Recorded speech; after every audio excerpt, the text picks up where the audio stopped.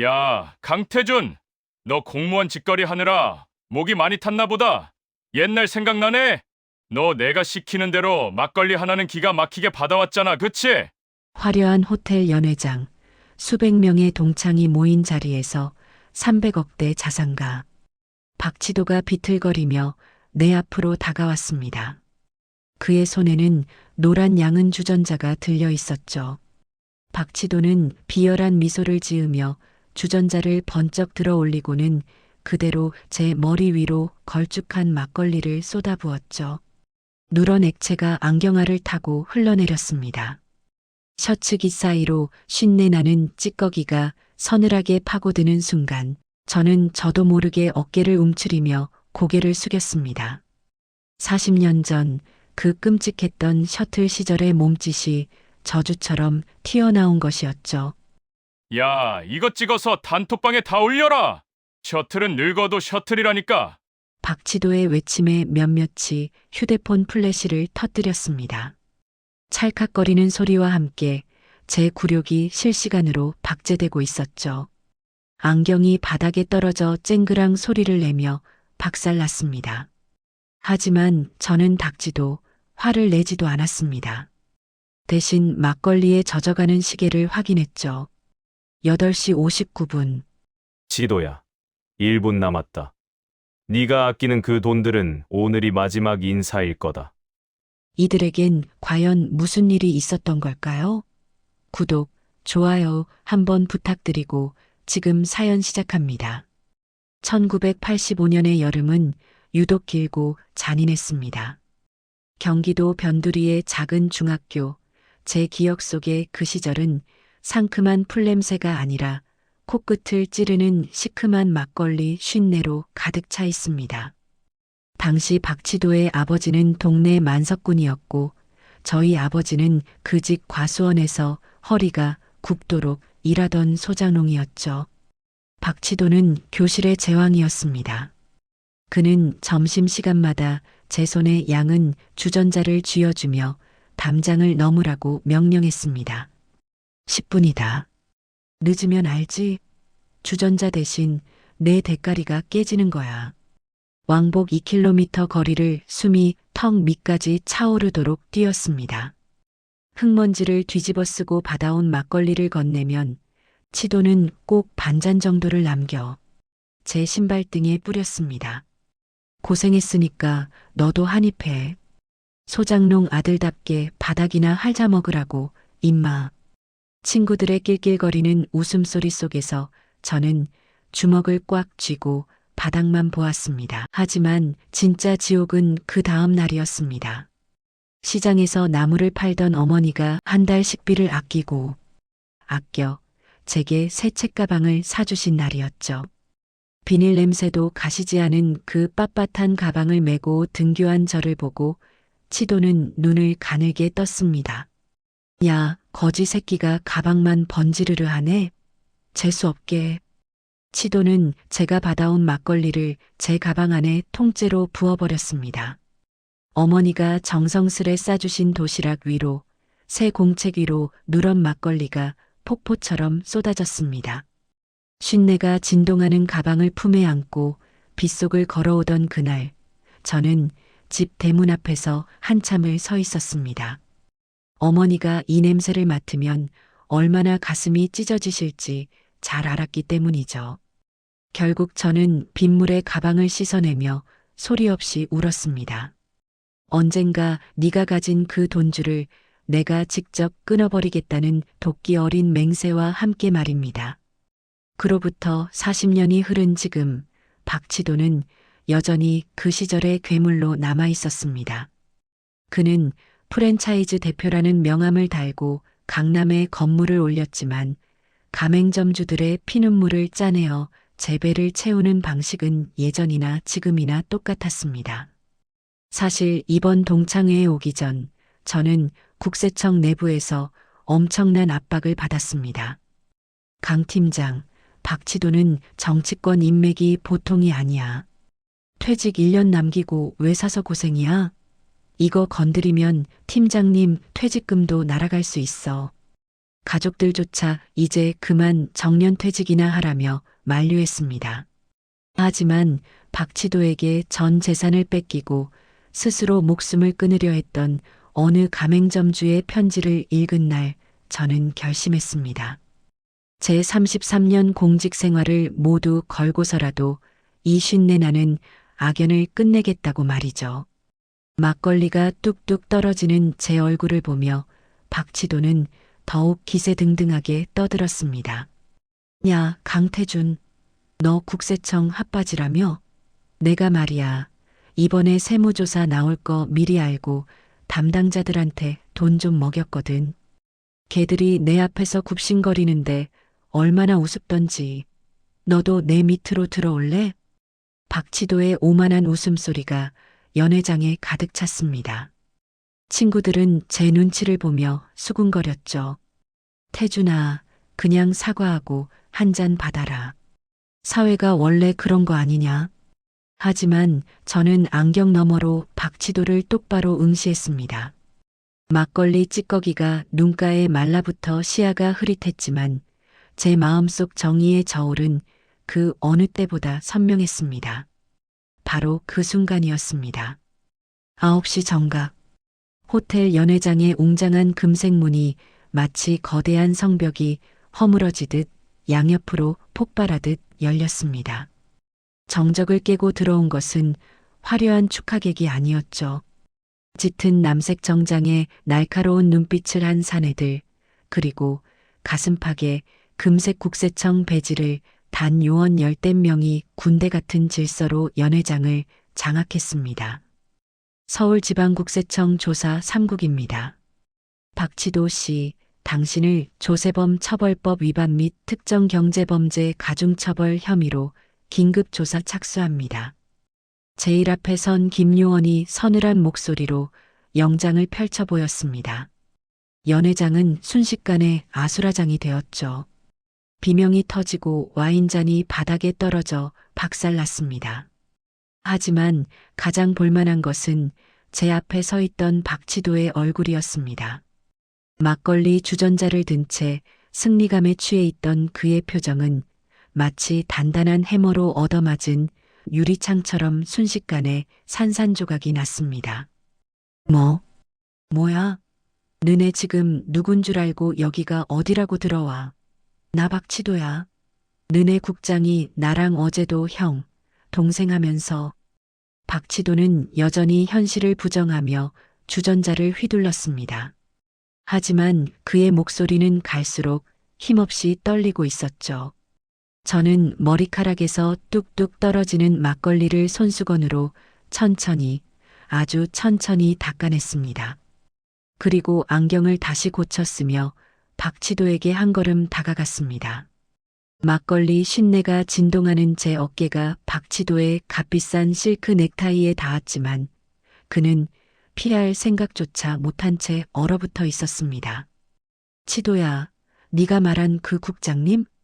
오늘 새벽에 댁이 발령났어. 네가 찔러준 뒷돈 기록이 담긴 장부. 그거 사실 우리 애들이 다 지켜보는 앞에서 받은 거거든. 걔들이 네 앞에서 굽신거렸다고? 아니, 치도야. 그건 낚시질할 때 미끼를 살살 던져준 거야. 네가 안심하고 네 입으로 장부 위치를 실토하게 하려고 말이지. 저는 가슴 주머니에서 스마트폰을 꺼내 녹음 중지 버튼을 눌렀습니다.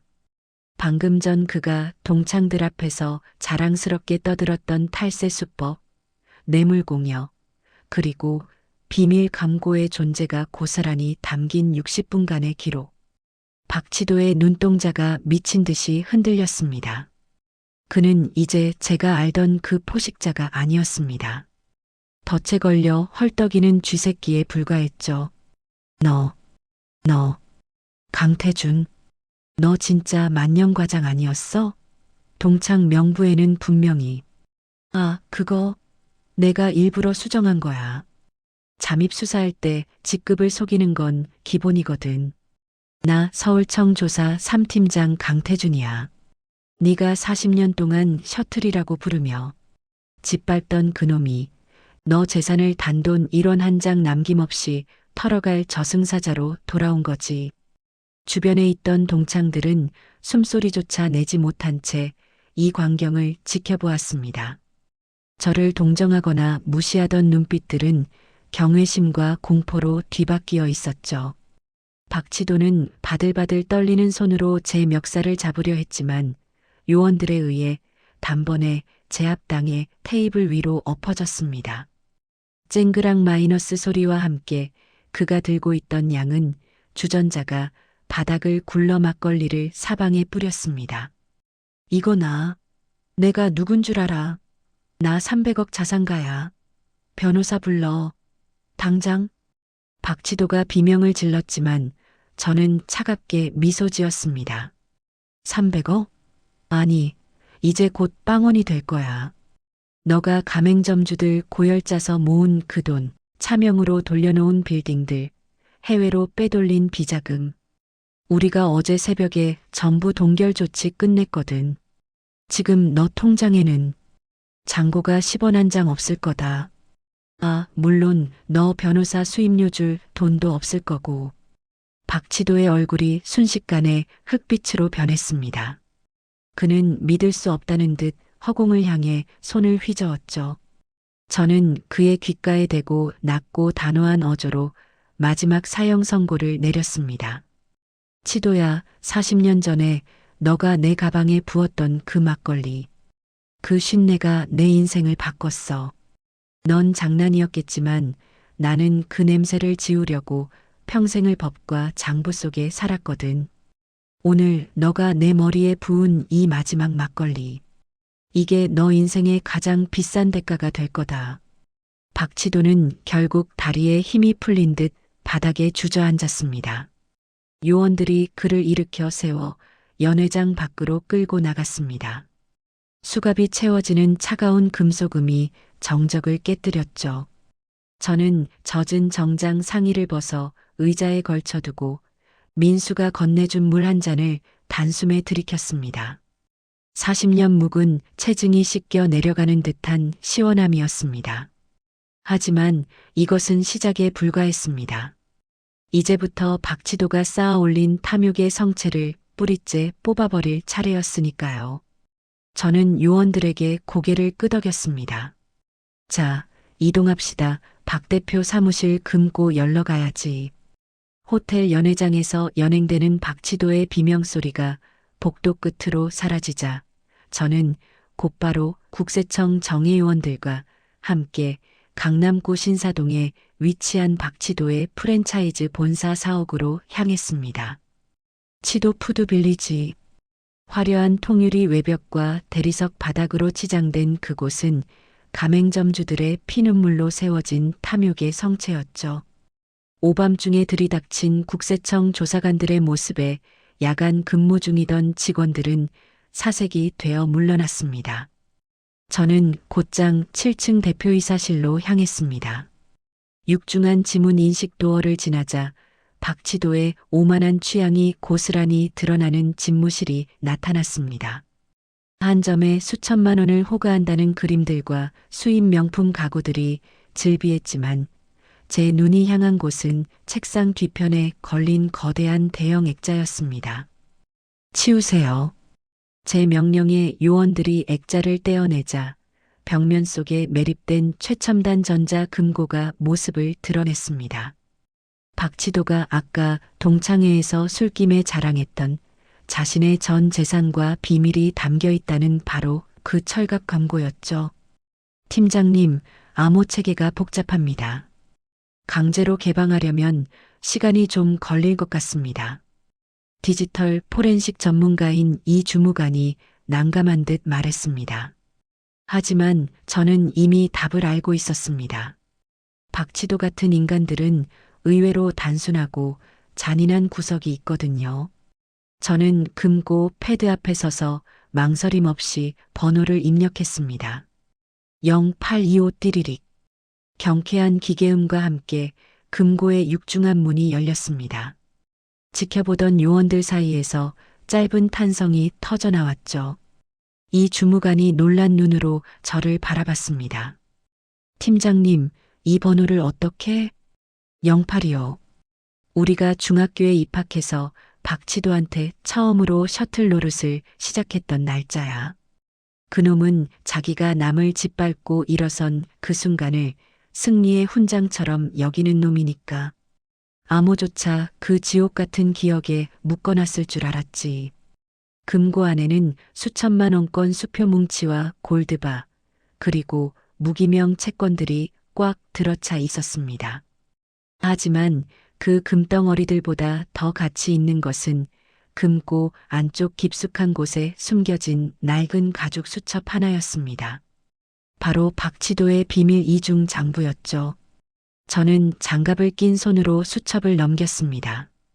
그 안에는 박치도가 지난 10년간 가맹점주들에게 인테리어 비용을 부풀려 청구한 내역, 식자재 유통 마진을 챙기기 위해 유령 회사를 세워 자금을 세탁한 경로, 그리고 유력 정치인과 고위 공무원들에게 상납한 뇌물 리스트가 빼곡히 적혀 있었습니다. 수첩 옆에는 어느 가맹점주의 편지도 한 장 놓여 있더군요. 대표님, 제발 살려주세요.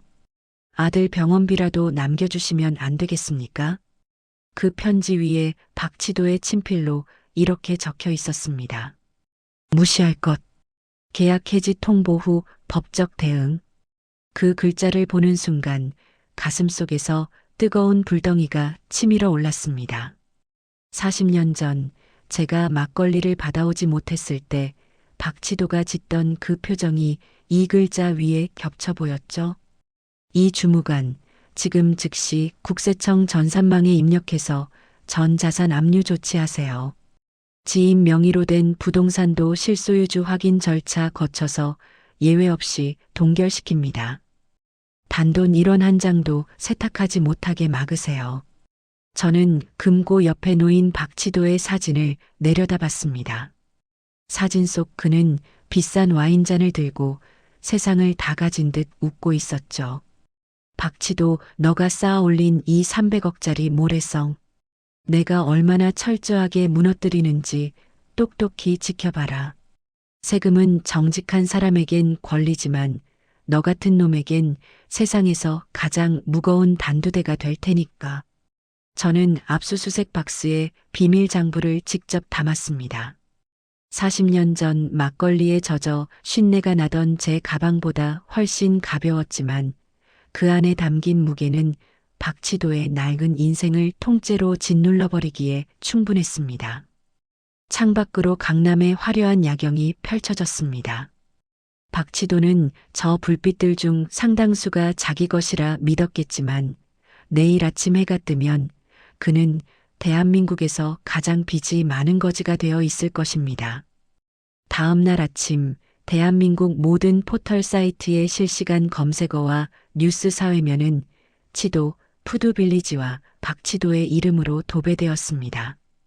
국세청이 이례적으로 수사 상황을 신속히 발표한 것은 이 사건이 단순한 탈세를 넘어 서민들의 생존권을 짓밟은 악질적인 범죄였기 때문이었죠. 속보 300억대 자산가 박치도 대표, 100억 원대 조세 포탈 및 가맹점주 갈취 혐의로 긴급 체포 단독 강남 건물주 박씨, 알고 보니 유령 회사 통해 비자금 세탁? 피해 점주들 피눈물 흘렸다. 뉴스 화면에는 박치도의 본사 사옥에서 파란색 압수수색 상자가 쏟아져 나오는 장면이 반복해서 송출되었습니다. 그리고 그 뒤를 이어 박치도의 만행에 고통받던 가맹점주들의 인터뷰가 터져 나왔습니다. 매일 18시간씩 튀김기 앞에서 일해도 남는 게 없었어요. 본사에서 닭고기 값을 시중보다 2배 넘게 받아 챙기고 인테리어 안 하면 계약 해지하겠다고 협박했거든요. 우리의 등록금까지 빌려서 박 대표한테 갖다 바쳤는데 그 돈으로 강남에 빌딩을 샀다니요. 인터뷰에 응한 한 점주의 오열 섞인 목소리가 전국으로 퍼져나갔습니다. 특히 박치도의 금고에서 발견된 무시할 것이라고 적힌 메모가 보도되자 여론은 걷잡을 수 없이 타올랐습니다. 온라인 커뮤니티에는 박치도가 과거 동창회에서 친구들을 무시하며 내뱉었던 막말 제보들까지 쏟아졌고 분노한 시민들은 불매운동을 시작했죠. 저는 국세청 집무실에서 모니터를 통해 이 광경을 지켜보고 있었습니다. 김요원이 들어와 두툼한 서류 뭉치를 제 책상 위에 내려놓았습니다. 팀장님, 예상대로입니다. 박치도의 차명 부동산 세채와 비밀 계좌 12개에 대해 긴급 추징 보전 명령이 떨어졌습니다. 지금 박치도 측 변호인들이 난리가 났습니다. 과잉 수사라며 항변하고 있지만 우리가 확보한 이중 장부의 파괴력이 너무 큽니다. 거기 적힌 뇌물 리스트 때문에 정치권에서도 이미 손절이 시작됐고요. 저는 서류를 한 장씩 넘겨보았습니다. 박치도가 그토록 자랑하던 재산들이 하나둘씩 압류 빨간 딱지가 붙은 디지털 목록으로 변해 있었죠. 그는 돈으로 법을 살 수 있다고 믿었겠지만 법이 제대로 작동하기 시작하면 돈은 그저 숫자가 적힌 종이 조각에 불과하다는 것을 깨닫게 될 터였습니다. 그때 제 개인 휴대폰으로 낯선 번호의 전화가 걸려왔습니다. 박치도의 수석 변호사였습니다.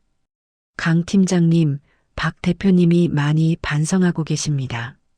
일단 압류 조치만이라도 조금 풀어주시면 저희가 성실히 수정 신고하겠습니다. 40년 지기 동창 아닙니까? 좋은 게 좋은 거 아닙니까? 변호사의 기름진 목소리에 저는 차갑게 헛웃음을 쳤습니다. 동창? 박 대표가 동창회에서 제 머리에 막걸리 부을 때는 동창이라서 그랬을까요? 변호사님, 박 대표에게 전하세요. 수정 신고는 필요 없다고. 우리가 이미 다 계산 끝냈으니까. 가산세만 100% 때릴 거고 조세 탈루 혐의로 검찰에 기소 의견으로 송치할 겁니다. 40년 전 쉰내 나던 내 가방에 대한 이자까지 쳐서 아주 비싸게 청구할 거라고 말이죠. 전화를 끊고 창밖을 보았습니다.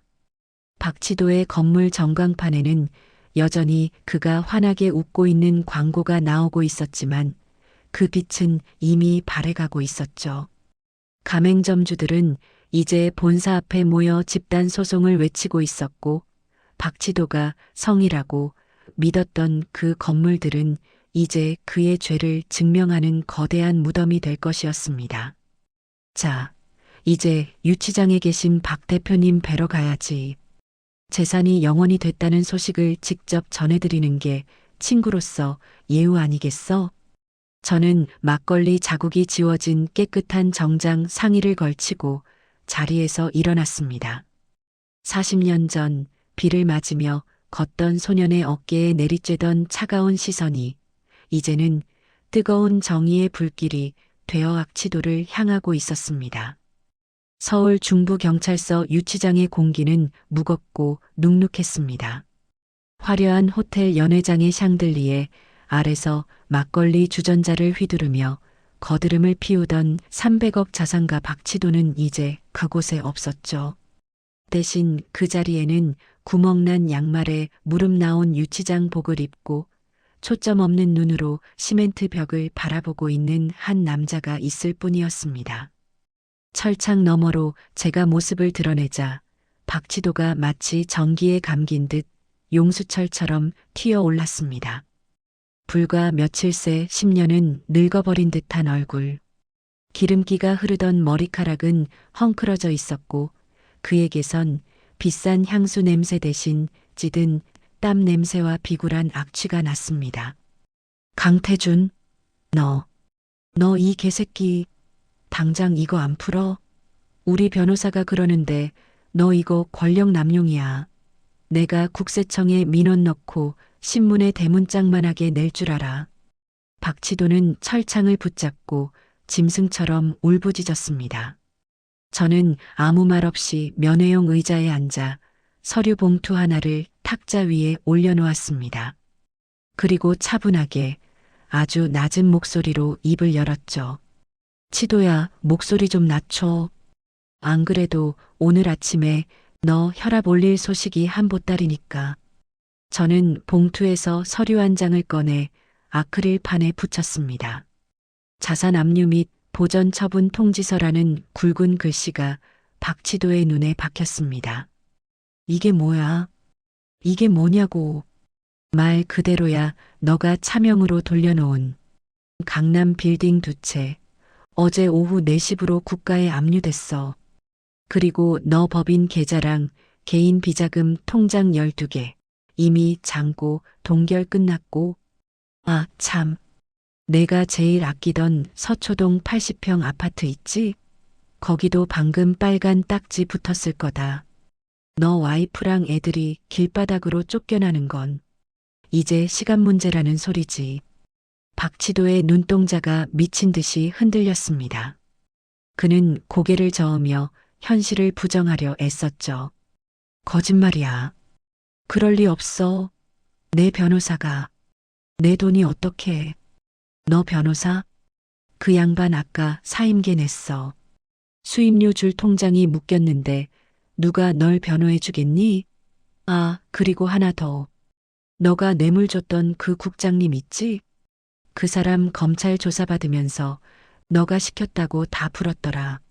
너 이제 탈세뿐만 아니라 뇌물 공여의 횡령까지 형량이 최소 12년은 나올 거야. 55에 들어가면 67에 나오겠네. 박치도는 힘이 풀린 듯 털썩 주저앉았습니다. 그는 아크릴판을 손톱으로 긁으며 비굴하게 울먹이기 시작했죠.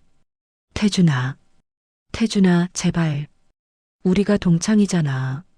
중학교 때 내가 너 괴롭힌 거, 그거 다 어릴 때 장난이었잖아. 내가 미안해, 내가 나가면 너한테 건물 하나 줄게. 아니, 강남 거 다 줄게. 제발 한 번만 봐줘. 응? 저는 철창 너머로 무너져 내리는 박치도를 물끄러미 바라봤습니다. 40년 전 제 가방에 막걸리를 붓고 낄낄거리던 그 오만한 소년의 얼굴이 지금 이 추한 중년 남자의 얼굴 위에 겹쳐졌습니다. 장난? 치도야, 넌 그게 장난이었겠지만 나는 그 쉰내나는 가방 때문에 평생을 악몽 속에서 살았어. 너가 던진 그 장난 때문에 우리 어머니는 시장에서 죄인처럼 고개를 숙여야 했고 난 친구들 사이에서 평생 셔틀이라는 낙인을 지우지 못했어. 넌 40년이 지나서도 내 머리에 막걸리를 부었지. 넌 단 한순간도 미안해한 적이 없어. 저는 자리에서 일어나 차갑게 덧붙였습니다. 너가 가진 그 300억 사실 그건 너 돈이 아니었어. 가맹점주들이 자식 대학 보내려고 부모님 병원비 하려고 모은 피눈물이었지. 난 그저 그 주인 없는 돈들을 원래 자리로 되돌려 놓는 것뿐이야. 넌 이제 네가 그토록 무시하던 가난이 얼마나 뼈아픈 건지 온몸으로 배우게 될 거다. 가방 살 돈이 없어 막걸리에 젖은 가방을 씻어 쓰던 내 기분을 말이야. 박치도는 유치장 바닥에 머리를 박으며 오열했습니다. 안 돼. 내 돈, 내 건물. 강태준, 이 악마 같은 놈아. 그의 처절한 비명 소리를 뒤로하고 유치장을 나섰습니다. 복도를 걸어 나오는데 문득 제 어깨에 묻었던 막걸리 냄새가 더 이상 나지 않는다는 것을 깨달았습니다. 40년 만에 제 인생을 짓누르던 그 지독한 쉰내가 완전히 사라진 순간이었습니다. 경찰서 정문을 나서자 맑은 공기가 폐부 깊숙이 들어왔습니다. 박치도가 유치장 바닥에서 절규하고 있던 그 시각, 동창회 단체 채팅방은 그야말로 폭풍 전야였습니다. 불과 며칠 전까지만 해도 박치도의 비위를 맞추며 저를 은근히 따돌리던 친구들은 이제 앞다투어 저를 찬양하거나 자신들이 박치도의 악행에 동조하지 않았음을 증명하느라 혈안이 되어 있었죠. 저는 쉴 새 없이 울려대는 휴대폰을 무음으로 돌려놓고 동창회 장소였던 호텔 근처의 작고 허름한 국밥집으로 향했습니다. 그곳에는 낡은 점퍼 차림의 민수가 혼자 소주병을 앞에 두고 멍하니 앉아 있었습니다. 박치도에게 막걸리 세례를 받던 날 유일하게 제 팔을 잡아주며 나가자고 했던 친구였죠. 태준아, 뉴스 봤다. 너 진짜 고생 많았네. 민수는 제 얼굴을 차마 똑바로 보지 못한 채 술잔만 만지작거렸습니다. 사실 민수는 박치도에게 진 빚 2억 원 때문에 그의 온갖 지저분한 뒤처리, 특히 불법 비자금을 운반하는 일을 억지로 떠맡고 있었습니다. 박치도가 잡혀갔으니 자신도 무사하지 못할 거라는 공포에 질려 있었던 것이죠. 민수야, 이거 받아라. 저는 품 안에서 서류한 뭉치를 건넸습니다. 민수가 떨리는 손으로 서류를 확인했죠. 그것은 박치도가 민수를 협박해 강제로 작성하게 했던 차용증 파기 증서와 민수가 그동안 박치도의 강압에 의해 움직였다는 사실을 입증하는 자수 보자서였습니다. 내가 너 사정 모를 줄 알았냐? 박치도 그놈, 너 같은 착한 놈 약점 잡아서 부려먹는 거. 내가 1년 전부터 다 조사해놨어. 너 오늘 검찰 가서 내가 준 자료대로만 말해. 넌 강요에 의한 피해자로 참작될 거야. 그리고 그동안 내가 이자로 갖다 바친 돈, 박치도 횡령 자산에서 환수해서 너 식당 보증금으로 돌려주기로 했다. 민수의 눈에서 굵은 눈물이 툭 떨어졌습니다. 그는 국밥 그릇에 머리를 박고 소리 죽여 울었습니다. 태준아, 미안하다. 나도 먹고 살기 힘들어서 그놈 밑에서 너가 당하는 거 보고도 제대로 못 나서고 내가 정말 못난 놈이다. 아니, 민수야. 그때 내 팔 잡아준 건 너뿐이었어. 그거면 됐다. 우리가 국밥을 비우고 있을 때 식당 문이 조심스럽게 열리며 동창 몇 명이 들어왔습니다. 연회장에서 박치도의 막걸리 쇼에 박수를 보냈던 이들이었죠. 그들은 제 눈치를 보며 쭈뼛거리다가 가장 나이가 많은 동창 하나가 대표로 입을 열었습니다. 태준아, 아니 강 팀장, 우리가 정말 미안하네. 40년 전 일도 그렇고 며칠 전 일도 우리가 치도 그놈 돈의 힘에 눈이 멀어서 자네를 너무 함부로 대했어. 면목이 없네. 저는 수저를 내려놓고 그들을 가만히 응시했습니다. 그들의 눈에는 진심 어린 반성보다는 혹시라도 국세청 팀장인 제 눈밖에 날까 두려워하는 기색이 역력했죠. 하지만 저는 그들을 비난하지 않았습니다. 인간의 나약함은 박치도 같은 괴물을 만들기도 하지만 때로는 이런 비굴한 참회를 만들기도 하는 법이니까요. 미안해할 필요 없습니다. 저한테 미안한 게 아니라 그동안 박치도한테 고통받았던 가맹점주들에게 미안해하죠. 그리고 치도가 제 머리에 부었던 그 막걸리. 그건 치도 혼자 부은 게 아니라 방관했던 우리 모두가 함께 부은 걸지도 모릅니다. 식당 안은 찬물을 끼얹은 듯 정적이 흐르기 시작했습니다. 저는 계산대에 돈을 올려놓고 자리에서 일어났습니다. 민수야, 내일 오전 10시까지 우리 청으로 와라. 내가 끝까지 책임지고 도와줄게. 식당을 나오자 밤하늘이 유독 맑았습니다. 40년 전 쉰내 나는 가방을 메고 홀로 비를 맞으며 걷던 그 하굣길과는 전혀 다른 공기였죠. 저는 주머니 속에 든 이제는 잉크가 번져 흐릿해진 박치도의 명함을 꺼내 쓰레기통에 던져 넣었습니다.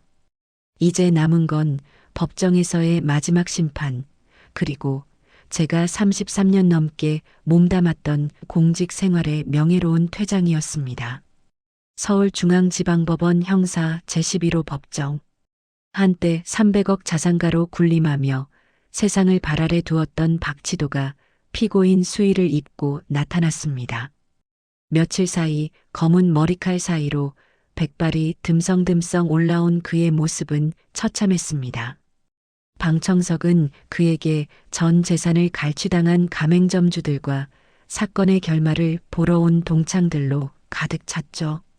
법정의 공기는 얼음처럼 차가웠습니다. 판사의 낭독이 시작되자 박치도는 고개를 떨군 채 바들바들 떨고 있었습니다. 피고인 박치도는 법인의 수익을 은닉하기 위해 10여 개의 차명 계좌를 운용하고 가맹점주들에게 인테리어 비용을 부풀려 청구하는 방식으로 횡령을 일삼았습니다. 특히 국세청의 정당한 세무조사를 방해하기 위해 고위 공무원에게 뇌물을 공여한 죄질이 극히 불량합니다. 판사의 냉철한 목소리가 법정에 울려 퍼질 때마다 박치도의 어깨는 힘없이 무너져 내렸습니다. 한때 그를 회장님이라 부르며 주변을 지키던 화려한 대형 로펌 변호사들은 보이지 않았습니다. 통장이 동결되자마자 그들은 신기루처럼 사라졌고 그 옆엔 국선 변호인만이 서류를 뒤적이고 있었죠. 이에 본 법정은 피고인 박치도에게 징역 12년, 벌금 150억 원을 선고한다. 또한 탈루한 세금 및 가산세 200억 원에 대해 피고인의 전 재산 추징을 명한다. 법봉이 3번 두드려졌습니다. 쾅, 쾅, 쾅. 박치도의 인생이 완전히 파산했음을 알리는 사형 선고와도 같은 소리였습니다. 안 돼. 판사님, 징역 12년이라니요. 벌금 150억이면 난 죽으라는 소립니다. 강태준, 이 나쁜 놈아. 너가 동창이라며. 너가 어떻게 나한테 이럴 수 있어. 박치도는 법정 경위들에게 끌려나가면서도 제 이름을 부르며 발악했습니다. 법정 밖으로 끌려나가는 그의 발끝이 바닥을 긁으며 비참한 소리를 냈습니다. 방청석에 있던 가맹점주들은 참았던 울음을 터뜨렸고 민수도 구석에서 조용히 눈물을 닦았습니다. 판결이 끝난 후 법원 로비를 걸어 나오는데 박치도의 가족들이 제 앞을 가로막았습니다. 화려한 명품 백 대신 검은 비닐봉지를 든 그의 아내가 제 바짓가랑이를 붙잡고 늘어졌죠. 강 팀장님, 제발 아파트 하나만 남겨주세요. 우리 애들은 무슨 죄가 있다고 길바닥에 나앉아야 하나요? 다 돌려줄 테니 집만은. 저는 그녀의 손을 부드럽지만 단호하게 떼어냈습니다. 사모님, 그 집 살 때 박치도가 가맹점주 몇 명의 전세금을 뺏었는지 아십니까? 사모님이 누린 그 화려함은 누군가의 생존권을 짓밟은 결과물입니다. 아이들이 죄가 없다면 이제부터라도 정직하게 일해서 버는 돈의 가치를 가르치십시오. 그게 박치도가 평생 하지 못한 유일한 교육일 겁니다. 차갑게 뒤돌아서는 제 등 뒤로 통곡 소리가 들려왔습니다. 마음 한구석이 씁쓸했지만 흔들리지는 않았습니다. 정의는 때로 가혹하지만 그 가혹함이 있어야만 무너진 질서가 바로 설 수 있기 때문입니다. 검찰청 주차장에 세워둔 제 낡은 SUV에 올라탔습니다. 대시보드 위에는 며칠 전 민수가 고맙다며 사다 놓은 새 운동화 한 켤레가 놓여 있었죠. 40년 전 변기물에 담가졌던 그 운동화에 대한 뒤늦은 보상 같았습니다. 운동화를 만져보며 깊은 숨을 내쉬었습니다. 이제 박치도의 이름은 제 인생에서 완전히 지워졌습니다. 남은 것은 제가 걸어온 33년 공직 생활의 마지막 매듭뿐이었습니다. 서울지방국세청 로비에는 강태준 팀장 명예퇴임식을 알리는 작은 입간판이 세워져 있었습니다. 대강당에는 저를 따르던 후배 조사관들과 동료들이 가득 모였죠.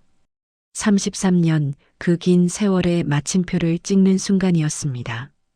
강 팀장님은 우리 국세청의 자존심이셨습니다. 권력과 돈 앞에서도 결코 굽히지 않았던 그 강직함을 잊지 않겠습니다. 청장의 축사가 이어졌고 저는 마지막 마이크 앞에 섰습니다. 머리가 희끗희끗해진 55세의 평범한 가장.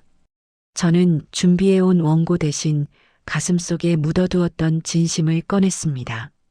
저는 아주 오랫동안 제 옷에서 나는 쉰내를 지우려고 싸워왔습니다. 가난의 냄새, 멸시의 냄새. 하지만 퇴직하는 오늘에야 깨달았습니다.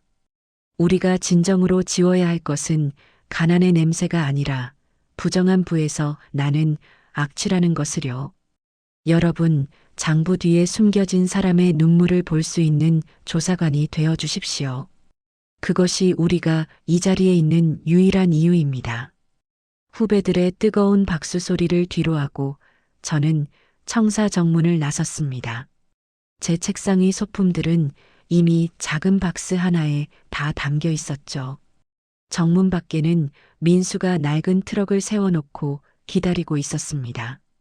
박치도의 압박에서 벗어나 다시 작은 국밥집을 시작했다는 민수의 얼굴은 어느 때보다 밝아 보였습니다. 태준아, 고생했다. 오늘 내가 제대로 된 수육에 막걸리 한 잔 살게. 아, 물론 머리에 붓는 거 말고 시원하게 목구멍으로 넘기는 걸로 말이야. 민수의 농담에 우리는 크게 웃음을 터뜨렸습니다. 트럭에 몸을 싣고 도심을 벗어났습니다. 창밖으로 흘러가는 풍경 속에는 박치도가 자기 것이라고 자랑하던 빌딩들도 보였지만 이제 그곳들은 공공임대주택이나 청년창업센터로 바뀔 준비를 하고 있었습니다. 어느 한적한 강변공원 벤치에 앉아 민수가 정성껏 따라주는 막걸리 잔을 받았습니다. 뽀얀 액체가 잔을 채웠습니다.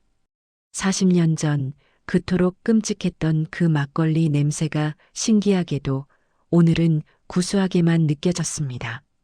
태준아, 너 이제 뭐 할 거냐? 이 좋은 머리 썩히기 아깝잖아. 저는 흐르는 강물을 바라보며 미소를 지었습니다. 글쎄, 그동안 남의 돈 계산만 하고 살았으니 이제는 내 인생 좀 계산해 보려고.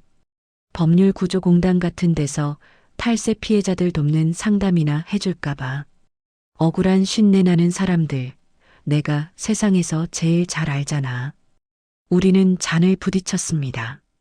쨍하는 소리가 맑게 퍼졌습니다. 40년 전 비를 맞으며 쉰내 나는 가방을 안고 걷던 그 소녀는 이제 없습니다. 그 소녀는 정이라는 이름의 어른으로 성장해 자신을 괴롭히던 악몽을 스스로 끝냈습니다.